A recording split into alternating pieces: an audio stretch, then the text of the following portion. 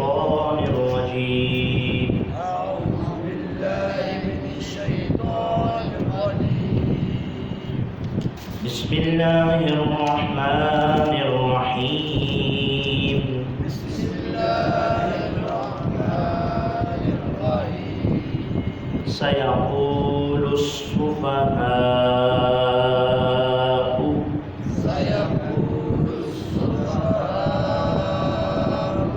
یہ سفہاء کے ہاں کے بعد مد ہے، ٹھیک ہے، اس کو لمبا کرنا ہے، کھینچنا ہے. سفہاء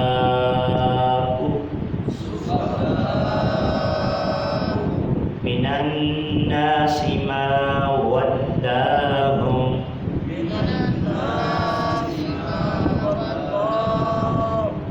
عن قبلتهم التي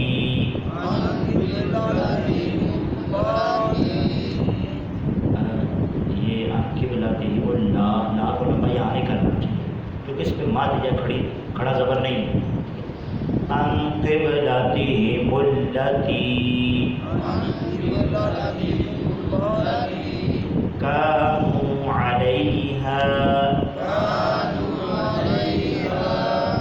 قل لله المشرق والمغرب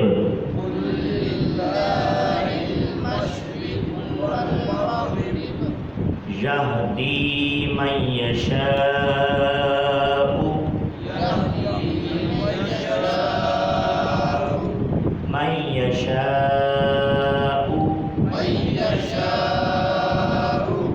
إلى صراط مستقيم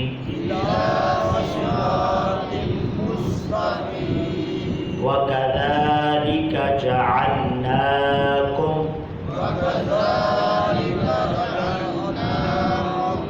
أمة وسطا لتكونوا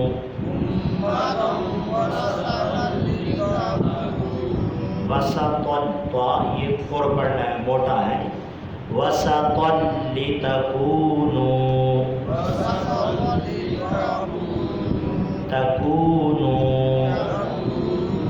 شهداء على الناس.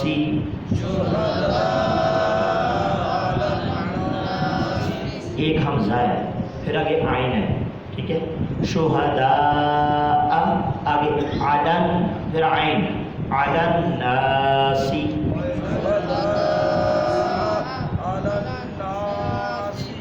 ويكون الرسول عليكم شهيدا وما جعلنا القبلة التي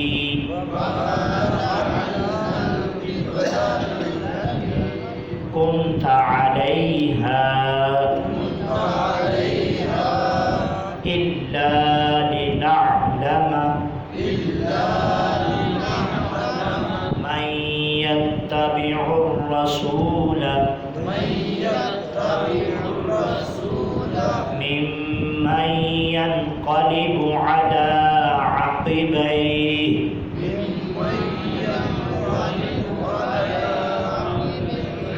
دو لفظ کا ممن ينقلب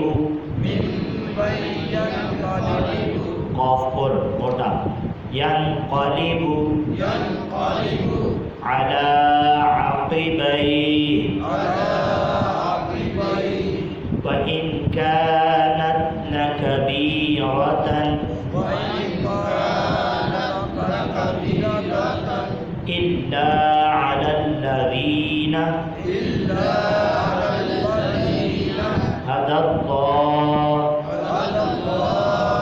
وما كان الله ليضيع إيمانكم إن الله بالناس لرؤوف رحيم. صدق الله العظيم. سبحان اللہ. یہ جو ایکسٹرا پنکھے چل رہے ہیں نا وہ بند کریں. ایکسٹرا پنکھے ایک بار پھر کہیں سبحان اللہ. سبحان اللہ. کوشش کریں درس کے اندر بیٹھیں تو سنیں, بور ہو کے نہیں بیٹھنا. کیا بات ہو رہی ہے, سمجھ نہیں بھی آتی نا کسی لفظ کی, پھر بھی آپ نے کہنا سبحان اللہ. سبحان اللہ. میں کوشش کروں گا, زیادہ ٹائم نہیں لوں گا. قرآن کی آیتیں سن کے تفسیر چھوٹے چھوٹے نقطے میں نکال کے آپ کو سمجھانے کی کوشش کروں گا, تاکہ ہمیں سبق بھی پڑھنے تھوڑی وہ سمجھ بھی آ جائے کہ ان آیتوں میں ہم نے کیا سیکھا ہے. پہلے تلاوت سنیں. اعوذ باللہ من الشیطان الرجیم, بسم اللہ الرحمن الرحیم. سيقول السفهاء من الناس ما ولاهم عن قبلتهم التي كانوا عليها قل لله المشرق والمغرب يهدي من يشاء إلى صراط مستقيم وكذلك جعلناكم أمة وسطا لتكونوا شهداء على الناس ويكون الرسول عليكم شهيدا وما جعلنا القبلة التي كنت عليها إلا لنعلم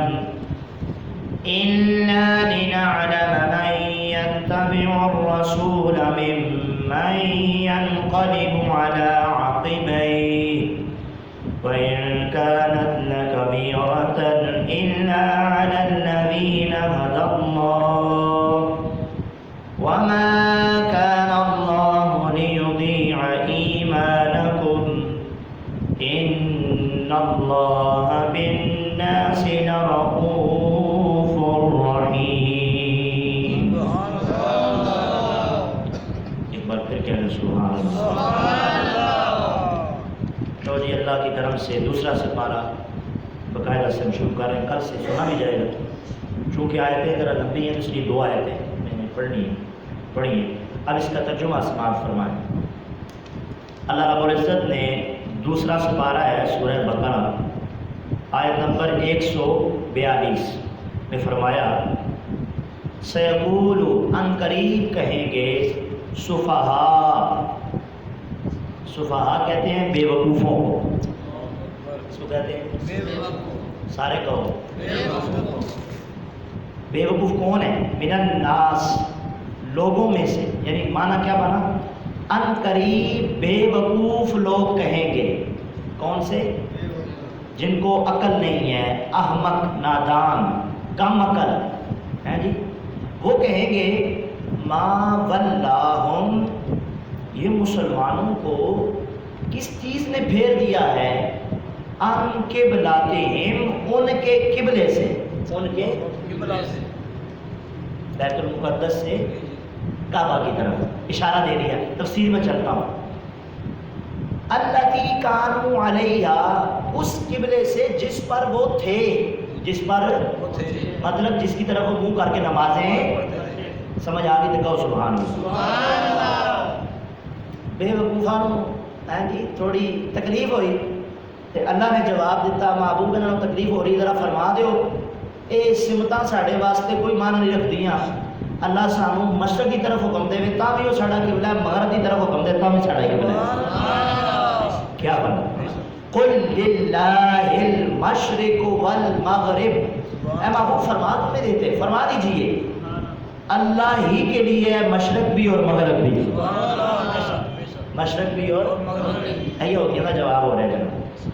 یہدی من یشاء, وہ ہدایت دیتا ہے, رستے پر چلا دیتا ہے, من یشاء, جسے وہ چاہتا ہے, جسے وہ چاہتا ہے, الی صراط مستقیم, سیدھے رستے کی طرف. کس کی طرف؟ تو معنی کیا بنا؟ وہ جسے چاہے اسے صراط مستقیم پر چلا دیتا ہے. اب یہاں پر اس آیت کے اندر امام بخاری علیہ رحمہ نے بھی نقل کیا اور حضور صلی اللہ علیہ وسلم کے سب سے پہلے مفسر کہو سبحان اللہ، قرآن کے مفسر جن کو حبر الامہ کہا جاتا ہے، حضرت ابن عباس رضی اللہ تعالیٰ عنہ آپ بھی فرماتے ہیں کہ 16 سے 17 مہینے، کتنے جی؟ 16 سے 17 مہینے مکہ مکرمہ پھر مدینہ میں بھی بیت المقدس کی طرف منہ کر کے نماز پڑھتے رہے حضور کی معیت میں سارے مسلمان، ٹھیک ہے جی، نماز پڑھتے رہے۔ تو پھر اللہ تعالیٰ نے آپ کو خانہ کعبہ کی طرف منہ کر کے نماز پڑھنے کا حکم دیا۔ اے محبوب آگے آئے گا اللہ نے حکم کیوں دیا، کل کا درس آج بھی بڑا پیارا ہے لیکن کل کا درس اس بھی مزہ آئے گا کہ یہ کعبہ مانا نہیں رکھتا یہ منہ کر کے، یہ اصل میں مصطفیٰ کریم جانان رحمت صلی اللہ علیہ وسلم کی چاہت ہے، حضور جہاں چاہتے ہیں رب وہیں قبلہ بنا دیتا ہے۔ اچھا 16 سے 17 مہینے جناب نماز ہوتی رہی قبلہ بیت المقدس کی طرف، اللہ نے حکم دیا، کیوں دیا کل کے درس میں بیان آیت آ رہی ہے۔ اچھا علامہ بدر الدین عینی رحمۃ اللہ علیہ نے بھی اسی قول کو ترجیح دی کہ بیت المقدس کی طرف منہ کر کے نماز پڑھتے تھے، پھر اللہ نے آپ کو خانہ کعبہ کی طرف منہ کر کے نماز پڑھنے کا حکم دیا، ٹھیک ہے، کس کی طرف؟ خانہ کعبہ کی طرف منہ کرنے کا، نماز پڑھنے کا حکم دیا۔ اب یہودیوں کے بارے میں یہ آیت نازل ہوئی، جب بیت المقدس کی جگہ خانہ کعبہ کو قبلہ بنایا گیا انہوں نے اعتراض کیا، انہوں نے کام نہیں کرنا، اعتراض سی نہیں گل گل ویسے بھی اعتراض کرتے تھے، پہلا سپارہ تو جی میں منٹ تے ایک قاعدے دسیا سی میں سلوا ہوتا تھا جی جی سانوں راضی نہیں کوئی اور ملے ہیں جی، پھر اللہ نے فرمایا جاؤ پھر آٹا اگاؤ، مسر اگاؤ، پیاز اگاؤ، گھی اگاؤ، ککڑی اگاؤ، جاؤ محنت کرو تو پھر کھاؤ ہے جی، اگر تم منو سلوا راس نہیں، قدم قدم تے اعتراض، ہن بھی اعتراض کیتا ہے انہوں نے جناب، یہ مسلمانوں نے کیوں تو چینج کر دیا۔ اچھا یہاں پر انہوں نے اعتراض کیا کیونکہ جو قبلہ اول بیت المقدس یہ یہودیوں کا بھی یہی قبلہ تھا، تو ان کو تکلیف ہوئی ہمارا جس طرف ہمارا پروٹوکول تھا منہ کر کے نماز پڑھنے کا، ان کو وہاں سے رخ ان کا موڑ دیا گیا، کیوں موڑا گیا؟ اس میں تو ہماری بھی عزت تھی۔ اب یہاں پر ان کو تکلیف ہوئی، اللہ نے فرمایا محبوب آپ فرما دیجئے یہ جہتیں ہماری طرف ہمارے لیے معنی نہیں رکھتی، اگر اللہ ہمیں بیت المقدس کی طرف حکم کرنے کا حکم دے منہ کرنے کا، ہم وہاں کر کے نماز پڑھیں گے، اب اگر اللہ نے کعبہ کی طرف حکم دیا تو ہم کعبہ کی طرف منہ کر کے نماز پڑھیں گے۔ اس سے علماء فرماتے ہیں کہ اصل میں مسجود لہو جس کو سجدہ کیا جاتا ہے وہ کعبہ نہیں ہے، وہ کعبہ کو مسجود لہو مان کے سجدہ کرنا کفر ہے، یہ بات سمجھیے گا، یہ علماء نے لکھا ہے۔ ہم کعبہ کو سجدہ نہیں کرتے، ہم اس جہت کی طرف منہ کر کے نماز پڑھتے ہیں جس طرف اللہ نے حکم دیا ہے، یہ بات سمجھنے کی ہے نہیں۔ اچھا اب یہاں پہ جی یہودیوں کا آپریشن کیا گیا، ان کو جواب دیا گیا تمہیں تکلیف ہوتی ہے تو ہوتی رہے، ہم جدھر اللہ کا حکم ہے وہاں منہ کر کے نماز پڑھیں گے۔ اچھا امام ابو حاتم البستی علیہ رحمہ نے لکھا ہے کہ جس دن مسلمانوں نے 17 ماہ 3 دن ہو چکے تھے بیت المقدس کی طرف نماز پڑھے، منگل کا دن تھا، 15 شوال المعظم کا دن تھا، اللہ نے حکم دیا اور ظہر کی نماز تھی، 2 رکعتیں ہو چکی تھیں، اللہ نے حکم دیا اگلی تیسری رکعت میں مصطفیٰ جانان رحمت صلی اللہ علیہ وسلم نے قبلہ اول سے منہ پھیر کے کعبہ کی طرف منہ کر دیا۔ اچھا آگے امام بخاری علیہ رحمہ نے نا ایک روایت بھی نقل کی ہے، وہ ایک بندے نے نماز پڑھی پیچھے، وہ چل رہا تھا جا رہا تھا، ایک مسجد کے پاس اس کا گزر ہوا، اچھا اسی مسجد کا نام مسجد ذوالقبلتین رکھ دیا گیا ہے۔ جنہوں نے حج عمرہ کیے ہیں انہوں نے زیارت کی ہوگی، اللہ ہمیں بھی انشاءاللہ فرمائے گا، ہاں جی سے مشرف فرمائے گا۔ تو ایک بندہ وہاں سے گزرا، اس نے دیکھا حضور کے پیچھے نماز پڑھ کے گزرا جا رہا تھا، اس نے دیکھا کچھ لوگ نماز پڑھ رہے، اس نے کہا لوگوں میں گواہی دیتا ہوں حضور نے بیت المقدس سے منہ پھیر کے خانہ کعبہ کی طرف منہ کر دیا۔ اچھا وہ بھی نماز پڑھ رہی سی، انہوں نے نماز دے وچ منہ پھیر کے خانہ کعبہ کی طرف منہ کر دیا۔ اے شان ہے حضور نے بولی، انہوں نے یہ نہیں سوچا ہے کہ جا کے تحقیق کر لئیے، پوچھ لئیے واقعی حضور ہے وہی کر لے ہیں جی، تحقیق نہیں کی تھی، بس انہیں کہا جی میں حضور نو ویکھیا ہے، صحابہ نے بغیر سوچے سمجھے اپنے منہ قبلہ ثانی خانہ کعبہ کی طرف قبلہ۔ سبحان اللہ۔ اب یہ نبی پاک صلی اللہ علیہ وسلم کے غلاموں کو یہ شان عطا کی ہے جی۔ اچھا آگے فرمایا یہدی من یشاء، اللہ جسے چاہتا ہے وہ سیدھے رستے پر چلاتا ہے، وہ سیدھے رستے پر اسے چلا لیتا ہے۔ اب یہاں اس آیت میں ایک معنی یہ سمجھ آیا کہ جو بے جا اور بے معنی، جہاں پہ اعتراض بنتا نہیں، صرف اپنی خواہش ہے، اپنی عزت جا رہی ہے، اپنی انا ہے، من مرضی ہے، ادھر اعتراض کرنا، شرعی مسائل پر آواز اٹھانا، یہ بے وقوفی ہے۔ کیا ہے؟ بے وقوفی۔ اور سوائے اچھا ظاہر میں لوگ نا وہ تیز بن رہے ہوتے ہیں، ہم علم والا ہے شاید، قاری صاحب وغیرہ نپیے ہیں جی، تھوڑا علم نپیے تھے، دو چار جنیاں ماریے ہیں جناب، وہ ان کی تیزی نہیں ہوتی، وہ ان کی شوخی نہیں ہوتی، وہ ان کی بے وقوفی ہے۔ کیا ہے جی؟ اچھا یہ میں نے کہہ رہا، یہ علماء نے لکھا اس آیت میں بیت المقدس کے بعد خانہ کعبہ کو قبلہ بنائے جانے پر اعتراض کرنے والوں کو بے وقوف کہا گیا۔ کیا کہا گیا؟ یہ میں نے ابھی آیت پڑھی، سیقول السفہاء، حضور نے، اللہ کے حبیب اللہ نے ان کو عقل مند نہیں کہا، بلکہ کیا کہا جی؟ وہ بے وقوف لوگ نے، احمق نے، نادان نے، کم عقل نے، ہیں جی۔ اس سے معلوم ہوا جو شخص دینی مسائل کی حکمتیں نہ سمجھ سکے، حکمت اور ان پر بے جا اعتراض کرے، وہ احمق اور بے وقوف ہے، وہ احمق اور عقل مند نہ سمجھنا۔ اگرچہ دینی کاموں میں وہ کتنا ہی چلاک ہو، نمازاں پڑھتا ہوئے، علماء پڑھنا ہوئے، کبھی نہیں میری داڑھی چھٹی ہو گئی، میری تو عمر لنگ گئی، اور تسی آج بیان کر دو اسی تے صدیاں تو سنتے آنے بیوی کو خوش کرنے واسطے کالا کذاب بنانا جائز ہے۔ ایک طرف ہم حدیث پڑھ کے سناتے ہیں، حضور نے فرمایا اللہ اس کی طرف نظر رحمت نہیں فرمائے گا، اللہ اس کی طرف نظر یہ آ گیا کل کا مفتی یاد کہتا ہے نہیں قاری صاحب اسی تو قرآن عالم کو سنے ہیں، تو یہ وہ چلاکی کرتا ہے۔ علماء فرماتے ہیں وہ کتنا ہی چلاک کیوں نہ ہو، بے وقوف ہے۔ کیا ہے؟ کہو سبحان اللہ۔ آج کل بھی اچھا مفتی صاحب نا یہ جدید تفسیر ہے، انہوں نے لکھا آج کل بھی ایسے بے وقوفوں کی کمی نہیں ہے، چنانچہ موجودہ دور میں بھی مسلمان کہلا کر شراب، سود، پردے، حیا، اسلامی نظام وراثت اور حدود اسلام پر اعتراض کرنے والے لوگ موجود ہیں واقعی۔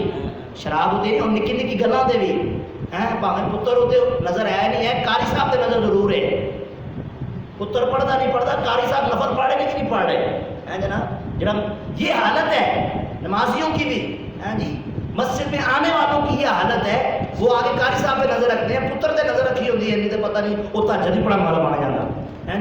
یہ کمکری ہے، نادانی ہے۔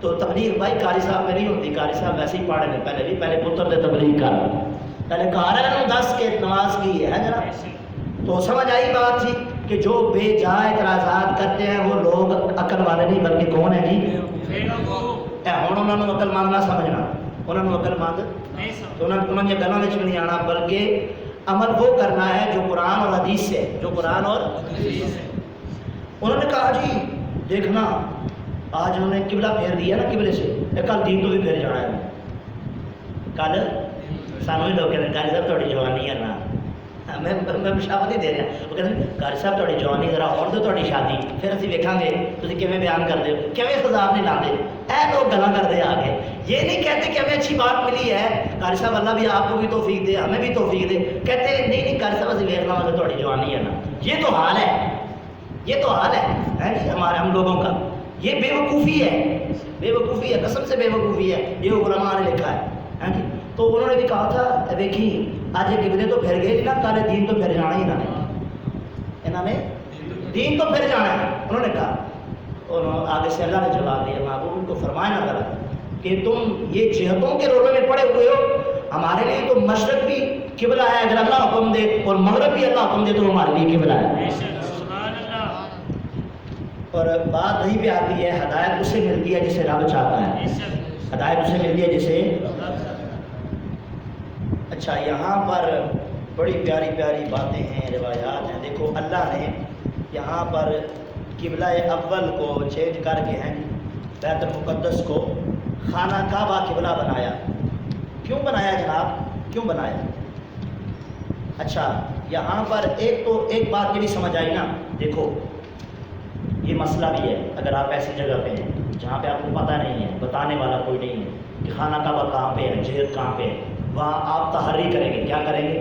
سوچ و وچار کریں گے, کر کے نماز پڑھیں گے. پڑھ رہے تھے اچانک ایک بندے نے کہا وہ ادھر منہ کر کے نماز پڑھا, ادھر منہ کر. اس کو پتہ چل گیا, اس نے وہاں پھر کے نماز پڑھنا شروع کر دی. تو علماء نے لکھا چاروں رکعتوں میں پھرا. ایک پڑھی اس نے کہا نہیں ادھر نہیں ادھر ہی. دوسری رکعت پڑھی اس نے کہا ادھر نہیں ادھر ہی. وہ پھرتا رہا چاروں رکعتوں میں. وہ سوچو وچار کر کے اس نے پڑھی تو پھر بھی اس کی نماز ہو جائے. اس کی نماز یہ اسی وہ واقعے سے ملتا ہے. وہ جو صحابی رسول خبر واحد پر انہوں نے عمل کیا, ایک خبر پہ آ کے انہوں نے اس پر عمل کیا کہ جی خانہ کعبہ جو قبلہ تھا اس کی طرف منہ کر کے نماز پڑھو. انہوں نے نماز کے اندر ہی اس کی طرف منہ کر لیا. اس کی طرف انہوں نے کیا کر کے منہ کر کے نماز پڑھی. ایک یہ سمجھ بھی آیا, مسئلہ سمجھ آیا. اور دوسری بات, اللہ نے کعبہ کو قبلہ بنایا. کیوں بنایا جناب؟ اچھا دیکھو ایک جگہ مقرر کی. سوال آتا ہے نا یہ اللہ نے ایک جگہ کیوں مقرر کی؟ جب ساری مشرق مغرب سب کچھ اسی کے لیے ہے تو پھر ایک جگہ کیوں مقرر کی؟ اس کے اندر بھی حکمت ہے. اس کے اندر بھی کیا ہے جی؟ اللہ کے ہر کام میں ہر حکم میں حکمت ہے. اب یہاں پر دیکھو اگر ایک جگہ مقرر نہ ہوتی, کوئی ادھر منہ کر کے نماز پڑھتا, کوئی ادھر منہ کر کے نماز پڑھتا, کوئی این پھریا ہوتا, کوئی پانچ پھریا ہوتا, نہ وہ نظم, نہ وہ وحدت, نہ وہ اتحاد, نہ وہ جمعیت. ہمارا اسلام اتحاد, جمعیت اور نظم و ضبط کا پیغام دیتا ہے. اچھا علماء نے بھی سمجھایا ایک مثال سے. تسی کسی صاحب اقتدار بندے کو جاتے ہو, کسی صاحب اقتدار بندے کے پاس, MNA کے پاس, کسی بڑے بندے کو کام کروانے کے لیے, تو کیا ایسا ہوتا ہے ایک بندہ گیا ہے انہیں جا کے پیغام دیتا, پھر تھوڑی دیر بعد دوسرا گیا ہے, پھر تھوڑی دیر بعد تیسرا گیا ہے. ایسا نہیں ہوتا. دو ادھروں آ رہے, دو ادھر, ایسا نہیں ہوتا. بلکہ سارے لوگ اکٹھے ہو کے ایک بندے کو نمائندہ منتخب کر کے پھر جاتے ہیں. تو پھر بات کا اثر بھی ہوتا ہے, بات کی تاثیر بھی ہوتی ہے, بات مانی بھی جاتی ہے. اسی طرح نماز ایک اللہ کی بارگاہ میں پیغام ہے جی, آرزو ہے, دعا ہے, عرضی ہے. تو کہا ادھر ادھر منہ نہ کرو, اکٹھے ہو کے کھڑے ہو, ایک ہی جانب منہ کر کے ایک کو نمائندہ بنا کے پھر مانگو, اللہ قبول کرے گا. تو اتحاد, نظم و ضبط, جمعیت, اس لیے کہا کہ ایک جہت مقرر کی. نہیں تو ادھر کر کے منہ پڑتا تو وہ جو ایک نظام ہے, جو ایک نظم و ضبط ہے, وہ باقی سمجھ آ گئی جناب. آگے اب کعبہ کو قبلہ بنایا تو ایک جہت مقرر کی. اور بھی کافی روایات ہیں. کعبہ کو قبلہ کیوں بنایا جناب؟ دیکھو اس کے اندر بھی حکمت ہے. یہودیوں کا جو کعبہ تھا وہ مغرب کی طرف تھا. کیوں؟ وما كنت بجانب الغربی, جی کہ موسیٰ علیہ السلام کو مغرب کی جانب سے ندا آئی تھی تو انہوں نے مغرب کی طرف اپنا قبلہ بنایا. اور جو عیسائی ہیں ان کا تھا مشرق کی طرف, کیونکہ عیسیٰ علیہ السلام کی جو والدہ محترمہ تھی حضرت مریم علیہ السلام, ان کے پاس جو وحی آتی تھی وہ مشرق کی طرف سے آتی, تو ان کا جو قبلہ تھا وہ مشرق کی جانب. اور جو مسلمانوں کا اللہ نے قبلہ بنایا نا, وہ زمین کے وسط میں بنایا ہے. زمین کے آگے اللہ نے بیان کیا ہے, اس لیے ہم نے اس امت کو بھی وسط مطلب افضل بنایا ہے, اور ان کو جگہ بھی افضل عطا کی ہے, اور ان کو قبلہ بھی افضل عطا کیا ہے. ان کو قرآن بھی افضل عطا کیا ہے, ان کو نبی بھی افضل عطا کیا ہے, اور ساری فضیلتوں کے ساتھ ساتھ اس امت کو بھی فضیلت والا بنا دیا. اچھا جی, یہ اب اس پہ بھی روایات ہیں, کافی ہیں. اچھا ایک بات تو یہ ہے. دوسری بات یہ ہے اللہ نے کعبے کو قبلہ اس لیے بنایا کہ اس میں مصطفیٰ جانان احمد صلی اللہ علیہ وسلم راضی تھے. اور میرے اللہ نے فرمایا تھا کہ اے محبوب ہم آپ کو آپ کے اس جانب کو قبلہ بنائیں گے, فَلَنُوَلِّيَنَّكَ قِبْلَةً تَرْضَاهَا, ہم اس جگہ کو آپ کے لیے قبلہ بنا دیں گے جس کو آپ چاہتے ہیں, جس سے آپ راضی ہیں. تو اللہ نے کعبہ کو قبلہ اس لیے بنایا کہ کیوں اس پہ مصطفیٰ راضی تھے. اس پہ کون راضی تھے؟ اس لیے اللہ نے کعبے کو کیا بنایا جی؟ یہ ساری باتیں نہیں بیان کر رہا، تھوڑی تھوڑی میں 2-4 چیزیں. اچھا پھر ایک جناب آدم علیہ السلام نے 5 پہاڑوں سے لے کر مٹی کے ساتھ کعبہ بنایا. کتنی مٹی جی؟ 5 پہاڑوں سے لے کر مٹی لے کر کعبہ بنایا. اب علماء فرماتے ہیں اس میں یہ اشارہ ہے کہ اگر تمہارے پہاڑوں جتنے بھی گناہ ہو نماز پڑھنے کے لیے آؤ، پہاڑوں جتنے بھی گناہ ہو اللہ تعالیٰ پہاڑوں جتنے گناہوں کو بھی معاف کر دیتا ہے. اچھا جی آگے چلیں.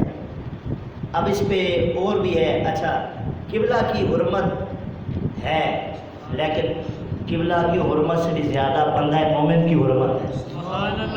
بندہ اس پہ ایک حدیث بیان کروں اور اگلی تفسیر کو مختصر کے ساتھ ختم کروں گا. امام ابن ماجہ علیہ رحمہ نے ابن عمر سے روایت کی ہے. آپ فرماتے ہیں میں نے رسول اللہ صلی اللہ علیہ وسلم کو دیکھا وہ طواف کر رہے تھے. کیا کر رہے تھے؟ کہو سبحان اللہ. تھک نہیں گئے تھے پھر کہو سبحان اللہ.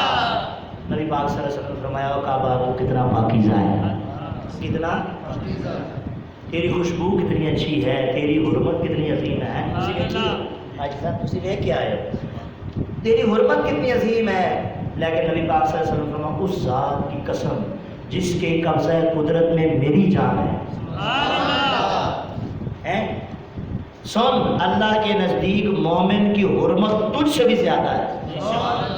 اچھا علماء فرماتے ہیں کعبہ بڑا عظمت والا ہے، لیکن کعبہ بھی اولیاء اللہ کی زیارت کے لیے جاتا ہے. تو لوگ پھر سوال کرتے ہیں یہ کیسے جناب، کیسے ہوتا ہے، یہ کیسے ہوتا ہے؟ کعبے کی تو الگ شان ہے. میں نے کہا اگر مومن کی شان کعبے سے زیادہ ہے تو پھر اللہ کے ولی کی کتنی شان زیادہ ہوگی. یہ منتقل کیسے ہوا؟ میں نے کہا ایسے ہی ہوا جیسے وہ ابو جہل نے اعتراض کیا تھا کھڑکیاں کتنی ہیں بیت المقدس کی مسجد کی، تو روشن دان کتنے ہیں، دروازے کتنے ہیں، تو کہتے ہیں یہ منتقل کیسے ہو جاتا ہے، یہ کیسے زیارت کے لیے جاتا ہے؟ میں نے کہا ایسے ہی جاتا ہے. علماء نے لکھا ہے ایسے ہی جاتا ہے جیسا کہ حضور کے سامنے اللہ نے سب کچھ کر دیا. اللہ کے حبیب صلی اللہ علیہ وسلم کے سامنے مشاہدہ تھا، حضور کھڑکیاں گن گن کے دروازے گن گن کے کافروں کو جواب دے رہے تھے. میں نے کہا ایسے ہی ممکن ہے جیسے وہ تخت بلقیس، جو بلقیس کا جو تخت تھا وہ کیسے پلک چمکتے جو ہے وہ جو پاس بیٹھنے والا تھا ہے جی سلیمان علیہ السلام کے ساتھ بیٹھنے والا، ہاں اس نے ایک پلک چمکتے ہوئے قرآن کہتا ہے وہ تخت لا کر پیش کر دیا. میں نے کہا ایسے ہی جیسے ہزاروں منوں تنوں وہ وزنی تخت پلک چمکتے لایا جا سکتا ہے تو کعبہ بھی پلک چمکتے زیارت کرنے کے لیے جا سکتا ہے. یہ ساری روایات بیان کی ہے. تو کعبے کی شان ہے لیکن ایک مومن کی شان اس سے زیادہ ہے. جب مومن کی شان اس سے زیادہ ہے تو پھر اللہ کی ولی کی کتنی شان اس سے زیادہ ہے. اس لیے زیارت کے لیے جا سکتے. آگے فرمایا جی اسی طرح ہم نے تمہیں امت وسط بنایا. امت وسط مطلب یہ ہوتا ہے کہ جس میں نہ زیادتی ہو نہ کمی ہو، درمیانی ہو، افراط و تفرید کے درمیان، افراط و تفرید نہ بہت کمی ہے نہ زیادتی، درمیانہ دین ہے. کیا ہے جی؟ اور جو وسط والی چیز ہوتی ہے نا علماء نے لکھا ہے وہ افضل ہوتی ہے. وہ کیا ہوتی ہے؟ کیسے افضل ہے؟ دیکھو اب یہاں پر لکھا ہے عرب میں جو وسط ہے نا، وسط کیفیت وہ ہوتی ہے جو افراط و تفرید کے درمیان ہو. اور علماء نے لکھا جیسا کہ ایک ہوتا ہے جی اسراف، فضول خرچی کرنا، ایک ہوتا ہے بخیلی کرنا. اسراف کیا ہوتا ہے؟ یہ زیادتی ہے. یہ کیا ہے جی؟ زیادتی ہے. اور بخیلی کرنا یہ کنجوسی ہے. نہ افراط ٹھیک ہے نہ تفرید ٹھیک ہے، نہ فضول خرچی ٹھیک ہے نہ بخیلی ٹھیک ہے. اس کے درمیان والی جو حالت ہے وہ ٹھیک ہے، وہ افضل ہے جی. وَقَانَ بَيْنَ ذَلِكَ قَوَامًا ہے جی کہ وَالَّذِينَ إِذَا أَنفَقُوا، اللہ کے ایمان والے بندے وہ ہیں جب وہ خرچ کرتے ہیں لم یسرفوا، وہ اسراف نہیں کرتے، ولم یقتروا، اور کنجوسی بھی نہیں کرتے. کیا کرتے ہیں؟ وَقَانَ بَيْنَ ذَلِكَ قَوَامًا، یہ اسراف اور بخیلی کے درمیان جو میانہ روی ہے اس کو اختیار کرتے ہیں. یہ مثال. دوسری مثال، اچھا ایک لوگ ہیں داہریے، کچھ امت کے اندر داہریے وہ ہیں جو خدا کو نہیں مانتے. جو حدود سارا وہ ہیں جو اللہ کو تو مانتے ہیں لیکن نبی پاک صلی اللہ علیہ وسلم کو ان کی امت کا انکار کرتے ہیں. ہندو بھی نبوت کے قائل نہیں. مرزائی یہ ختم نبوت کا انکار کرتے ہیں، لیکن اللہ نے اہل سنت کا وہ مسلک اور مذہب یہ ہمیں عطا فرمایا ہے جو اللہ کو بھی ایک مانتے ہیں، اللہ کے سارے نبیوں کو بھی مانتے ہیں اور اللہ کو آخری نبی بھی مانتے ہیں۔ سبحان اللہ۔ اس طرح اگر آگے چلیں، ایک طبقہ ہے رافضی، وہ صحابہ کو گالیاں نکالتے ہیں، اہل بیت کی شان کو بیان کیے، اور ایک ہے ناسبی جو اہل بیت کو برا بھلا کہتے ہیں اور صحابہ کی شان بیان کرتے ہیں۔ ایک ہے اہل سنت والجماعت، یعنی جو صحابہ کی بھی شان بیان کرتے ہیں، اہل بیت کی بھی شان بیان کرتے سبحان اللہ۔ بے شک۔ ہیں۔ ٹھیک ہے، یہ والی وہ امت ہے، ٹھیک ہے، یہ مثالیں میں نے آپ کے سامنے رکھی۔ امت وسط، یہ وہ وسط ہے۔ کیسی امت ہے جناب؟ ہے جناب، سنو، لِتَكُونُوا شُهَدَاءَ عَلَى النَّاسِ، تاکہ تم گواہ ہو جاؤ لوگوں پر، تاکہ لوگوں پر کیا ہو جاؤ جی؟ وَيَكُونَ الرَّسُولُ عَلَيْكُمْ شَهِيدًا، اور رسول تم پر شہید ہو جائے، اور رسول تم پر گواہ ہو جائے، رسول تم پر۔ قاری صاحب یہ کیا کہہ رہے ہیں؟ لیکن ایک روایت ہے، اسی سے آپ کو سمجھ آ جائے گا کہ اس امت کو اللہ نے کیسے گواہ بنایا، کس پر گواہ بنایا۔ ایک روایت کے اندر ہے، امام احمد بن حنبل، مسند امام احمد کے اندر ابو بکر صدیق رضی اللہ عنہ بیان کرتے ہیں، بلکہ ابو بکر صدیق رضی اللہ عنہ سے روایت نہیں ہے، یہ والی روایت ہے میرے خیال سے، ہاں جی، امام بخاری نے اس کو بیان کیا، ابو سعید خدری اس کو بیان کر رہے ہیں۔ نبی پاک صلی اللہ علیہ وسلم فرمایا حضرت نوح علیہ السلام کو قیامت کے دن لایا جائے گا، قیامت کے دن بلایا جائے گا، وہ کہیں گے مولا میں حاضر ہوں۔ اچھا، اب رب تعالیٰ فرمائے گا اے نوح کیا تم نے تبلیغ کی؟ نوح علیہ السلام نے یہ بولا کی۔ اچھا پھر کیا ہوگا؟ جو ان کی امت ہوگی نا اس کو بلایا جائے گا، نوح علیہ السلام کی امت کو، قوم کو۔ امت کہے گی مولا انہوں نے تبلیغ نہیں کی۔ کیا کہے گی؟ تبلیغ 800 سال تبلیغ کی ہے نوح علیہ السلام۔ کیا کہیں گے؟ تبلیغ۔ یہ امام بخاری، صحیح بخاری کے اندر۔ اچھا پھر کیا ہوگا؟ سنیں، کہیں سبحان اللہ۔ سبحان اللہ۔ وہ کہیں گے جی انہوں نے تبلیغ نہیں کی۔ اب اللہ کہے گا اے نوح، اے میرے پیغمبر، کیا تمہارے پاس تمہارے اس دعوے کے اوپر کوئی گواہ ہے؟ کہیں گے ہاں ہے، ایک حضور کی ذات ہے اور ان کی امت ہے۔ کتنا مقام ہے، کی طرف میں یہ حدیث پڑھا تھا، مجھے اتنی خوشی ہوئی، اتنا مزہ آیا۔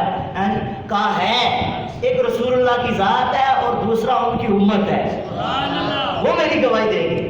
بلایا جائے گا، امت کو گواہی کے لیے بلایا جائے گا، حضور کی امت کے بندے حاضر ہوں گے۔ لوگ کہتے ہیں گمراہ ہے، حضور کی امت گمراہ ہے، بدعتیں کرتی۔ میں نے کہا جو بندہ گمراہ ہو اس کی گواہی قبول ہی نہیں ہوتی، اس کی گواہی یہاں یہ ایمان والے ہیں، یہ کتنی حضور کے غلام ہیں جو دوسری امتوں پر نبیوں کی بھی گواہی دے رہے ہیں، نبیوں کی بھی گواہی دے رہے ہیں۔ اچھا امت کو بلایا جائے گا، امت کہے گی ہمارے پاس کوئی ڈرانے والا، اچھا ان کے نوح علیہ السلام کی امت نے انکار کر، ہمارے پاس کوئی ڈرانے والا نہیں ہے، ہمارے پاس کوئی تبلیغ کرنے والا نہیں۔